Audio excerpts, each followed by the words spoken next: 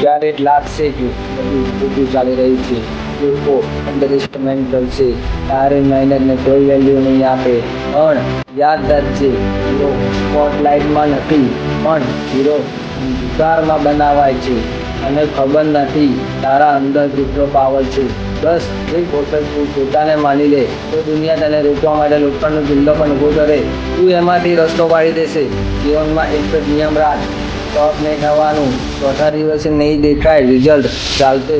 10મા દિવસે નહીં દેખાય, ચાલશે.